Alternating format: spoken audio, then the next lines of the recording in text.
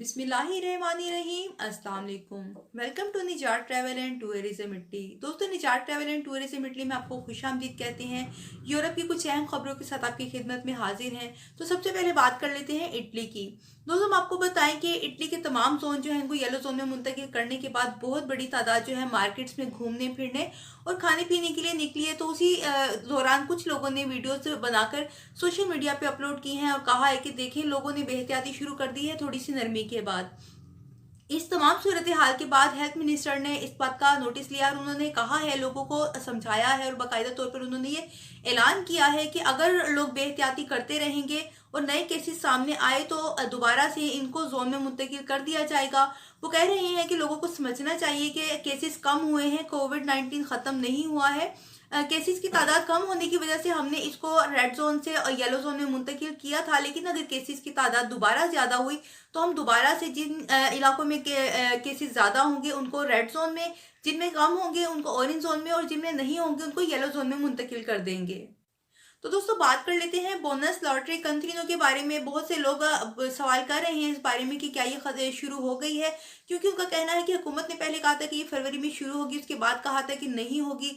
तो अब वो जानना चाह रहे हैं कि क्या ये शुरू हो गई है या नहीं शुरू हुई है। तो हम आपको बता दें कि ये 1 फरवरी से शुरू हो गई है, तो आप इससे फ़ायदा उठा सकते हैं। इसमें आप देर नहीं करें। 2020 में इटली रिपोर्ट के मुताबिक इटली में 2020 में कितने लोग बेरोजगार हो चुके हैं। चलो, तो दोस्तों बात कर लेते हैं इटली से खबर शामिल करते हैं। एक रिपोर्ट के मुताबिक 2020 में इटली में कितने लोग अपने रोजगार से हाथ धो बैठे हैं। हम आपको बताते हैं कि तकरीबन पूरे इटली में 4,44,000 लोग जो हैं वो अपने रोजगार से हाथ धो बैठे हैं। और दिसंबर के महीने की अगर बात करें तो दिसंबर के महीने में 1,01,000 लोग जो हैं वो अपने काम से हाथ धो बैठे हैं, जिसमें खवातीन की ही बात करें अगर तो सिर्फ 98,000 खवातीन थी जो अपने काम से, अपने रोजगार से हाथ धो बैठी हैं किसी न किसी वजह से, किसी बिना पर।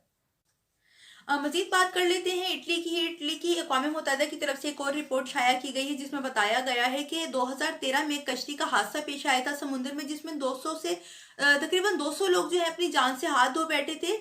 इसका जो जिम्मेदार है अक़वाम मुत्तहिदा की का जो फैसला सामने आया है उसमें उन्होंने कहा है कि इसकी तमाम तर जो जिम्मेदार है वो इटली की हुकूमत है।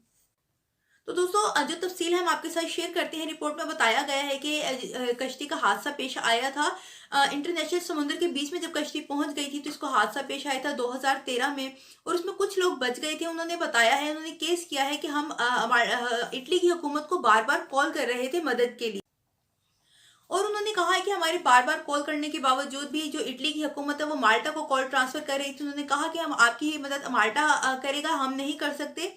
तो उन्होंने कहा कि जब हादसा पेश आ गया, तमाम लोग जो जान से चले गए, कुछ लोगों की जान वो बचा सके, जो लोग बच गए उनकी जान उन्होंने बचा ली। उन्होंने कहा कि जब हादसा पेश आ गया तो उसके बाद इटली की और माल्टा की नेवी वहां पे पहुंच गई थी, लेकिन हादसा पेश आ चुका था। काफी ज्यादा लोग अपनी जान से हाथ धो बैठे थे। कुछ लोग जो है इस हादसे में बचे थे जिन्होंने अब ये केस किया था। मजीद उन्होंने बताया है कि कश्ती जो है इटली से 118 किलोमीटर के फासले पर थी और वो बार बार कॉल कर रहे थे कि हमारी मदद की जाए, हम डूब रहे हैं। और उन्होंने ये भी रिपोर्ट में बताया है कि यूएन का जो के रूल के मुताबिक, कानून के मुताबिक, अगर समुद्र में किसी को कोई हादसा पेश आ जाता है, किसी कश्ती को या किसी को भी कुछ हादसा पेश आता है, तो करीब तरीन मुल्क की जो जिम्मेदारी होती है कि उनकी मदद करे बगैर किसी हील हुज्जत के, बगैर किसी रीजन के। उनको कोई भी रीजन नहीं बताया जाए, उनको कोई भी एक्सक्यूज नहीं बताया जाए, बल्कि फौरी तौर पे उनकी मदद की जाए। लेकिन ऐसा कुछ भी नहीं किया गया इटली हुकूमत की जानिब से। इसलिए अक़वाम मुत्तहिदा ने फैसला सुनाया कि इसकी तमाम तर जिम्मेदारी जो है इस हादसे की वो इटली के ऊपर आती है। तो दोस्तों, बात कर लेते हैं पाकिस्तान की। पाकिस्तान ने सफरी पाबंदियां लगा दी हैं। मजीद उन्होंने अहकाम जारी किए हैं। सिविल एविएशन ने उन्होंने कहा है कि पहले 92 घंटे का की जो कोविड-19 का जो टेस्ट था उसकी 92 घंटे की रिपोर्ट मानी जा रही थी, लेकिन अब उसको कम करके 72 घंटे कर दिया है। जो उसकी वैलिडिटी जो है वो 72 घंटे कर दी है। इस वजह से यूरोप से आने वाले अफराद को काफ़ी ज़्यादा मुश्किलात का सामना हो रहा है, क्योंकि यूरोप में काफ़ी ज़्यादा लेबॉर्ट्रीज, प्राइवेट लेबॉर्ट्रीज नहीं है जो कोविड-19 का टेस्ट करती हों।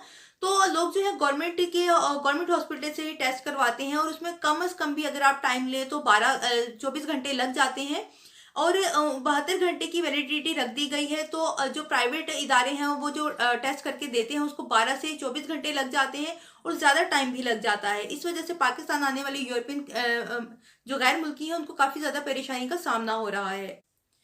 दोस्तों खबर शामिल कर लेते हैं यूएई से। यूएई ने बहुत बड़ा ऐलान किया है, लोगों की दिल जीत ली है, बहुत बड़ी खबर है। हम आपको बताएं कि पिछले साल यूएई ने गोल्ड वीज़ा देने का ऐलान किया था और वो दे भी रहे थे। उसके बाद अब उन्होंने नेशनैलिटी देने का ऐलान कर दिया है गैर मुल्कियों को। उन्होंने कहा है कि गैर मुल्कियों को, तमाम गैर मुल्कियों को नेशनैलिटी दी जाएगी। हम आपको बता दें कि यूएई में 12% जो है वहाँ के मुकामी लोग हैं, उसके अलावा तमाम जो है गैर मुल्की हैं। पहले यूएई की तरफ से वीज़ा नहीं दिया जाता था किसी भी गैर मुल्की को, लेकिन अब उन्होंने ऐलान किया है कि तमाम गैर मुल्कीज़ को जो उनकी टर्म एंड कंडीशन होंगी उसके मुताबिक वीज़ा दिया जाएगी। इसकी बाकी मालूमात जैसे ही हम तक आएगी हम आपके साथ ज़रूर शेयर करेंगे। तो दोस्तों ये थी निजात ट्रैवल एंड टूरिज्म इटली की जानिब से कुछ अहम वीडियो जो हमने आपके साथ शेयर की हैं। मजीद नई वीडियो के साथ आपकी खिदमत में हाजिर होंगे। तब तक हमें इजाज़त दीजिए। अल्लाह हाफिज़।